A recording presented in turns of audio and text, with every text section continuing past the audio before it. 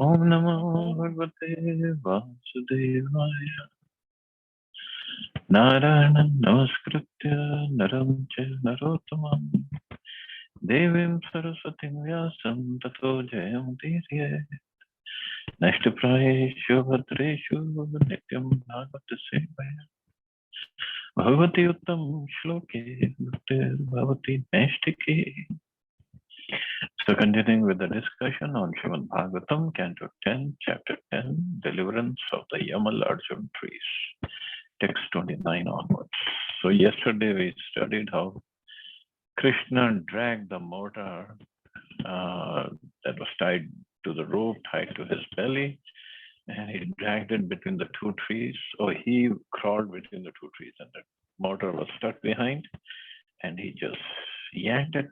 The two trees, huge, gigantic Yamalarjun trees, they came crashing down. And two great personalities, demigods, were Nalkuvar and Manigriva. They came out and they started praying to Krishna. Krishna, Krishna Mahayogins, Tvamadhya Purusha Para, Vyakta Vyaktam Idam Vishwam Rupam Te Brahmana Vidhu. O Lord Krishna, your opulent mysticism is inconceivable. You're the supreme original person, the cause of all causes, immediate and remote, and you're beyond this material creation. Learned Brahmins know on the basis of the Vedic statement, Sarvam Kalamidam Brahma, that you're everything, and that this cosmic manifestation in its gross and subtle aspects is your form. So these Nalkuva Manigriva, it is said the golden personalities, they came out and they started praying that you are everything, you know everything. The two demigods, Nalkuvar and Manigriva, because of their continuing memory, could understand the supremacy of Krishna by the grace of Narad. Now they admitted that we should be delivered by the blessings of Narad Muni was all your plan. Therefore, you are the supreme mystic. Everything past, present, and future is known to you. Your plan was made so nicely that although we stayed here as twin Arjun trees, you have appeared as a small boy to deliver us. This was all your inconceivable arrangement. Because you are the supreme person, you can do everything. And demigods know everything. But they know Krishna is the supreme personality of God. Although Krishna himself is tied up, he himself could not liberate himself, but he liberated Nalkuvar and Manigriva. He is tied up with he is still tied up with the mortar and the rope.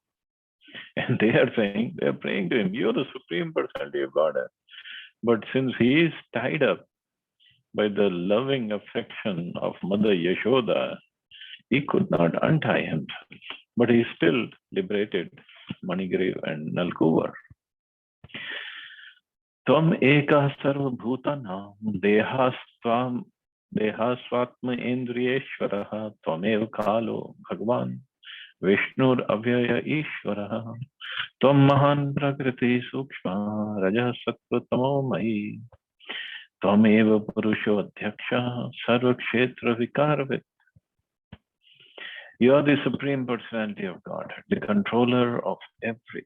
The body, life, ego, and senses of every living entity are your own self. You're the supreme person, Vishnu, the imperishable controller. You're the time factor, the immediate cause, and you are material nature, consisting of the three modes of passion, ignorance, and goodness.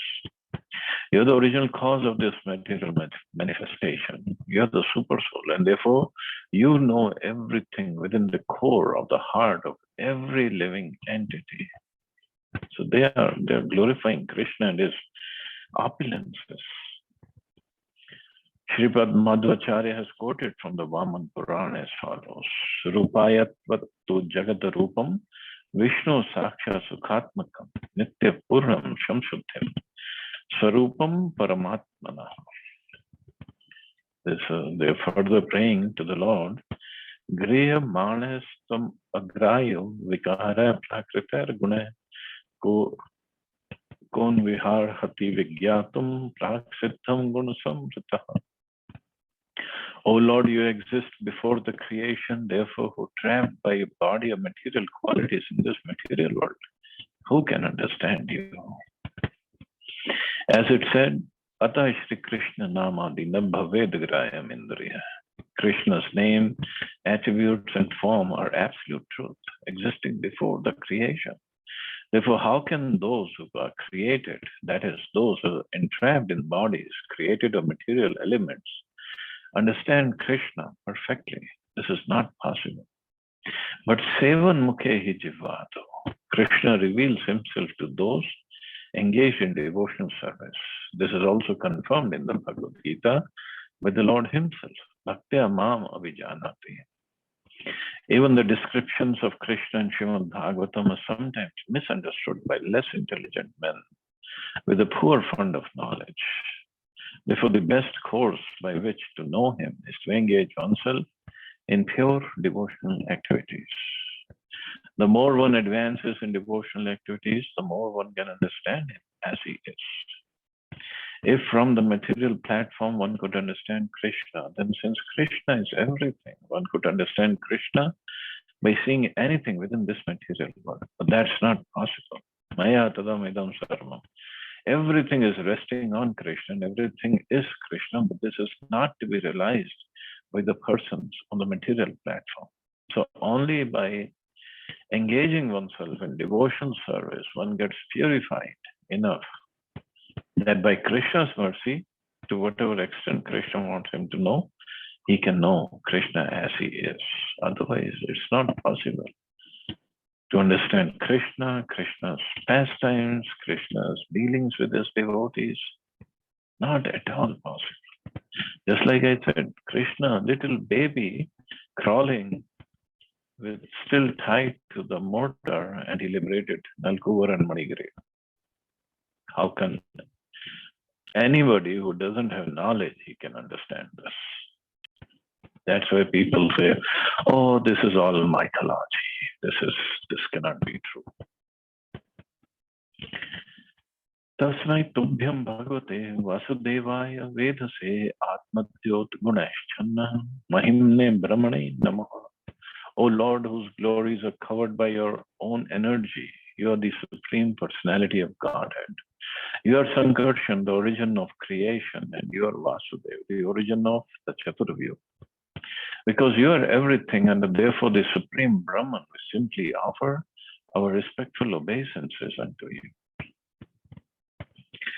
Instead of trying to understand Krishna in detail, it's better to offer our respectful obeisances unto him, for he is the origin of everything, and he is everything.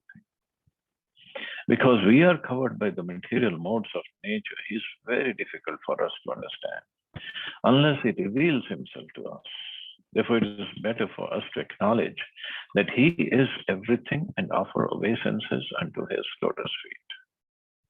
So just like these demigods are doing, and two or three chapters later, Brahmaji will pray to him. Because Brahmaji himself got bewildered by the pastimes of Krishna. So Shukdev Goswami spent all 9 cantos trying to convince us, trying to make us understand the glories, the opulence of the Supreme Personality of Godhead. And now that Supreme Personality of Godhead is playing like a little boy in the courtyard of Nanda Maharaj, and people get bewildered. Who is this boy? Yasya avatara gyayante sharireshva sharirina tastar atulyati shayar viryar deheshva sangate sabhavan sarva lokasya bhavaya vibhavaya cha avatirano ashbhagena sampratam patirashisham.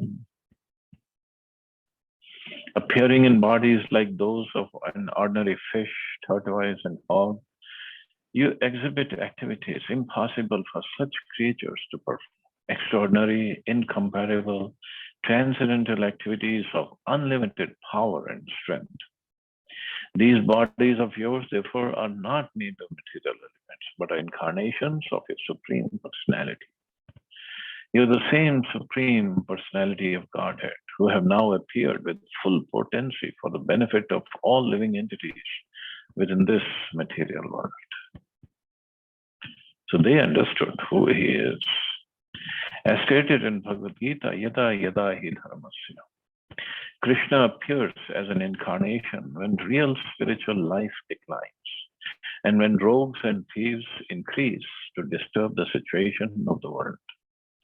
Unfortunate, less intelligent persons bereft of devotional service cannot understand the Lord's activities. And therefore such persons describe these activities as kalpana, mythology or imagination, because they are rascals and the lowest of men. Naradama. Krishna also says, those who don't understand him, those who don't surrender unto him, they are Naradama, they are foolish.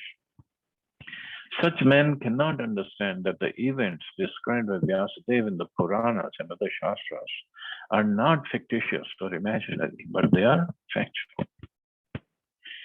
Krishna, in his full, unlimited potency here, shows that he is the Supreme Personality of Godhead. For although the two trees were so large and sturdy that even many elephants could not move them, Krishna, as a child, exhibited such extraordinary strength that they fell down with a great sound. From the very beginning, by killing Putna, Shaktasur, and Trinavartasur, by causing the trees to fall, and by showing the entire universe within his mouth, Krishna proved that he is the Supreme Personality of Godhead. The lowest of men, Moodas, because of sinful activities, cannot understand this, but devotees can accept it without a doubt. Thus, the position of a devotee is different from that of a non-devotee. But this is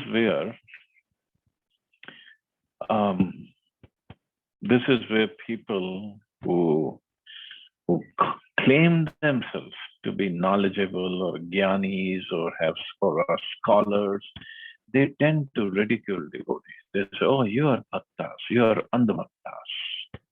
You just believe it blindly. It's not believing it blindly, it's all mentioned in the scriptures. That's what we believe in. Oh no, how can you believe Krishna can be the Supreme Lord?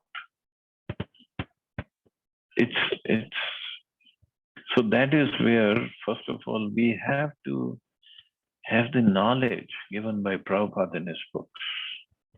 So we can convince them, we can at least discuss with them, argue with them. Because if the Kanishta Bhakta, the neophyte devotee, the quality is, he has some faith, but his faith is very shaky because it's not based on scriptures, it's not based on the philosophy. So we don't want to be a person with shaky faith. Prabhupada has given plenty of material, plenty of ammunition in our arsenal. So we have to study these scriptures and be ready, even if we cannot argue with somebody, but at least our faith should not shake. That is more important. Namaha Parama Kalyana, Namaha Parama Mangala, Vasudevaya, Shantaya, Yadunambate Namaha. O supremely auspicious, we offer our respectful obeisances unto you, who are the supreme good. O most famous descendant and controller of the Yadu dynasty, O son of Vasudeva, O most peaceful, let us offer our obeisances unto your lotus feet. So they knew that he is the son of Vasudeva, called him Vasudevaya. The word Param Kalyan is significant because Krishna in any of his incarnations appears in order to protect the sadhus. Paritrana is sadhu now. The sadhus, saintly persons or devotees, are always harassed by non-devotees. And Krishna appears in his incarnations to give them relief. This is his first concern. If we study the history of Krishna's life, we shall find that for most of his life, he predominantly engaged in killing demons one after another. And the point was to protect his devotees. Anujani hi no bhumam stavanu charkinkaro darshanam no bhagvat resher asid anugriha. O Supreme Form, we are always servants of your servants, especially of Narad Muni. Now give us permission to leave for our home. It's by the grace and mercy of Narad Muni that we have been able to see you face to face. Unless delivered or blessed by a devotee, one cannot realize that Krishna is the Supreme Personality of Godhead. Manushyanam Sahasreshu. According to this verse of Bhagavad Gita, there are so many siddhas or yogis who cannot understand Krishna. Instead, they misunderstand him. But if one takes shelter of a devotee descending from the parampara system of Narad Muni, one can then understand who is an incarnation of the Supreme Personality of Godhead. In this age, many pseudo-incarnations are advertised simply for having exhibited some magical performances. But except for persons or servants of Narad and other servants of Krishna, no one can understand who is God and who is not. This is confirmed by Narottam Das Thakur. Charya Vaishnava Seva Nistara Payachakeva.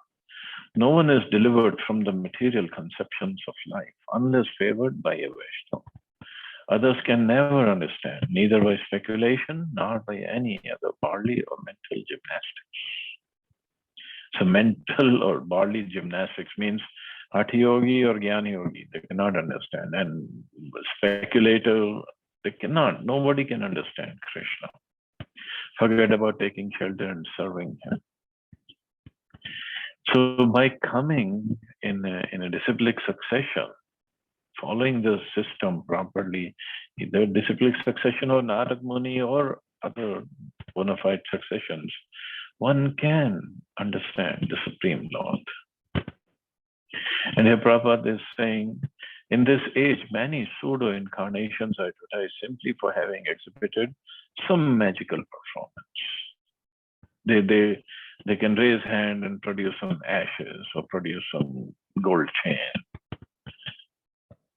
But what Narad Muni can do, nobody can do.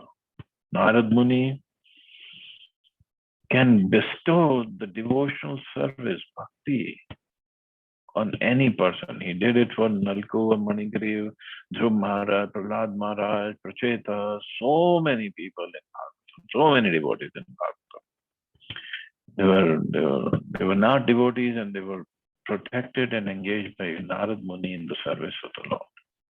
So that is a real magical performance. By creating some ashes or some gold or by curing somebody of some disease, that's not magical performance. Okay, we have some yogic power, you do that, but can these yogic powers stop the process of birth and death for any living entity? No. Only a guru like Narad Muni can stop this process by engaging that entity in the service of the Lord. So that is the best magical performance. In fact, once somebody came to Prabhupada I believe it was in Hyderabad. Prabhupada was there with his disciples and he started showing some magical tricks. And their magical tricks was basically the movement of hands. And he just was making things appear and disappear. So Prabhupada enjoyed it. And in fact, Prabhupada gave him some donation also, give him some money, because he said, you have done some work, I should pay you. I should not, because you created something for our enjoyment. You did something. But Prabhupada then asked him, can you make birth and death disappear? And magician said, no, Swamiji, we cannot. But Prabhupada said, I can. So I'm a better magician, bigger magician than you are. So this is the real magical performance, not other things. Other things are just simply movement of hands, illusion, some illusion they create. So this Nalguva Manigriv, they are asking permission to leave for their house in heavenly planets. Vani Gunanu Kathane Shravano Kathayam Hastocha Karmasu Manasta Padayorana Smrityam Shirastav Nivas Jagat Praname Drishti Satam Darshane Astu Bhavat Panunam. Henceforward, so these two boys are saying, henceforward may all our words describe your pastimes. May our ears engage in oral reception of your glories. May our hands, legs, and other senses engage in actions pleasing to you. And may our minds always think of your lotus. May our heads offer our obeisances to everything within this world, because all things are also your different forms. And may our eyes see the form of Vaishnavas who are non-different from you. So this is what they're asking from Krishna, that henceforward we don't do anything, we don't see anything, we don't do any mischief except service, except your service, except only listening to your pastimes, and only seeing your places of worship and everything, heads in bowing down to you. That's all we want. Here, the process of understanding the Supreme Personality of Godhead is given. This process is bhakti. Shravanam Kirtanam Vishnu Smaranam Pada Sevanam Archanam Vandanam Dasyam Sakyam Atma Nivedanam. Everything should be engaged in the service of the Lord. Rishikena Rishikesha Sevanam Bhakti Ruchyate. Everything, the mind, the body, and all the sense organs should be engaged in Krishna's service. This is to be learned from expert devotees like Narad, Swayambhu, Manu, and Shambhu, or Shivji. This is the process. We cannot manufacture our own way of understanding the Supreme Personality of Godhead. For it is not that everything one manufactures and concocts will lead to understanding God. Such a proposition, yato mat tato pat, is foolish. We don't need to create anything, any path or anything. We just need to follow. Krishna says, Bhaktyayam ekeya graya. Only by executing the activities of bhakti can one understand me. This is called anukulena Krishna anushilanam. Remaining engaged favorably in the service of the Lord, under the guidance of a bona fide spiritual master. It's simple as that. But people, because they want something cheap, they don't want to follow the authorities, they don't want to follow the guidance, so they just create their own things, or they want to follow somebody who lets them create their own. Okay, I do this thing, and this is bhakti for me. I want to do this, I want to follow this, I want to have my own schedule, my own way of doing things, and I am doing bhakti. And they say, yato mat tato vat. As many levels of understanding or ways of understanding, that is my way of doing bhakti. But that is not bhakti. We have to know how to please the Supreme Lord properly. That's all. And He has given the process, very simple process. But since we have the independence, and we think I can do whatever I want to do. So the result won't be the same, that's all.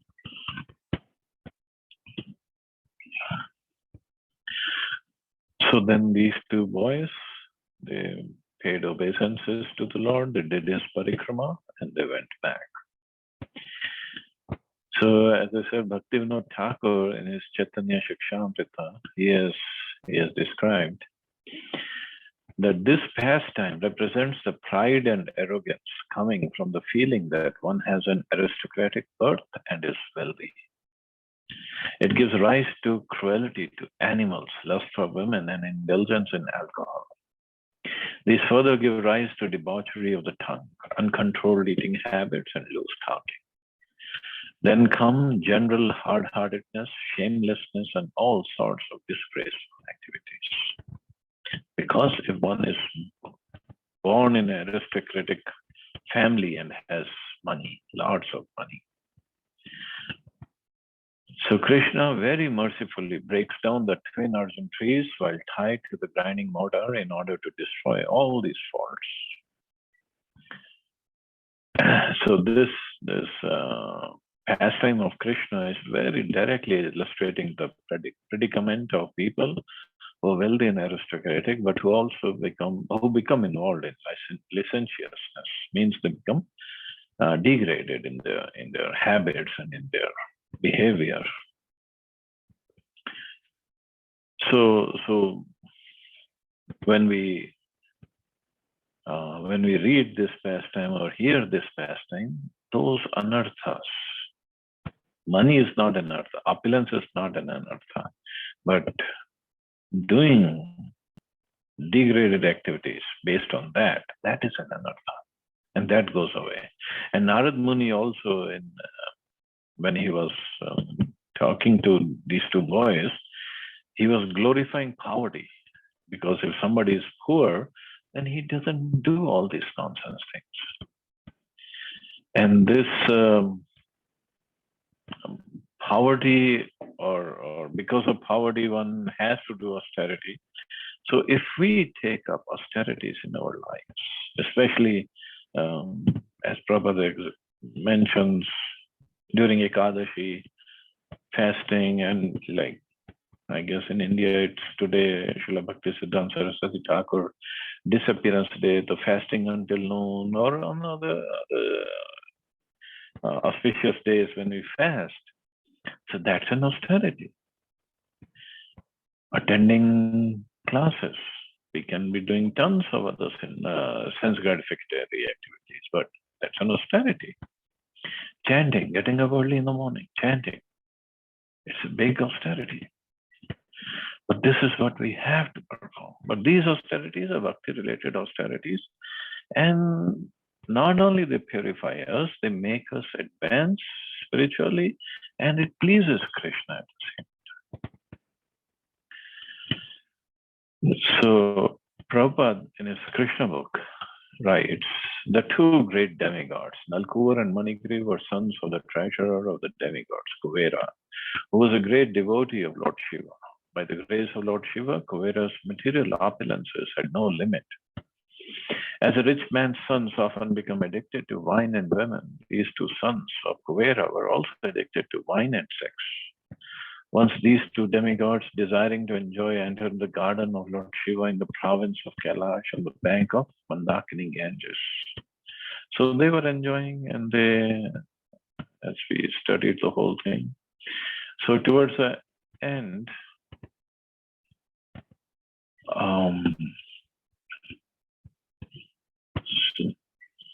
so Prabhupada says, towards the end, although child Krishna was bound up to the wooden mortar, he began to proceed towards the twin Arjun trees in order to fulfill the prophecy of his great devotee Narad.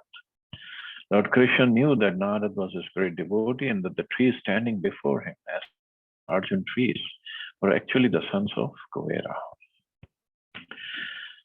So he yanked those trees out of the ground, and the two purified bodies immediately came before child Krishna and bowed down to offer their respects and prayers, and they left. So by studying this pastime, this anartha of arrogance because of our opulence or aristocratic high birth, it goes away. It definitely goes away. So this is a shrutifal of hearing this pastime or reading this pastime. So I guess we can stop here. See anybody has any questions or comments?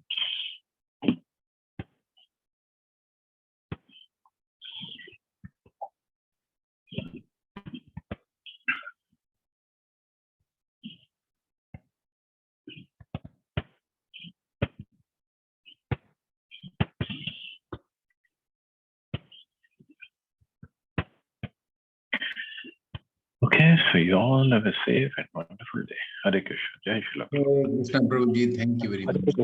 Hare Krishna Prabhuji, Jai Srila Prabhupada. Thank you, Prabhuji.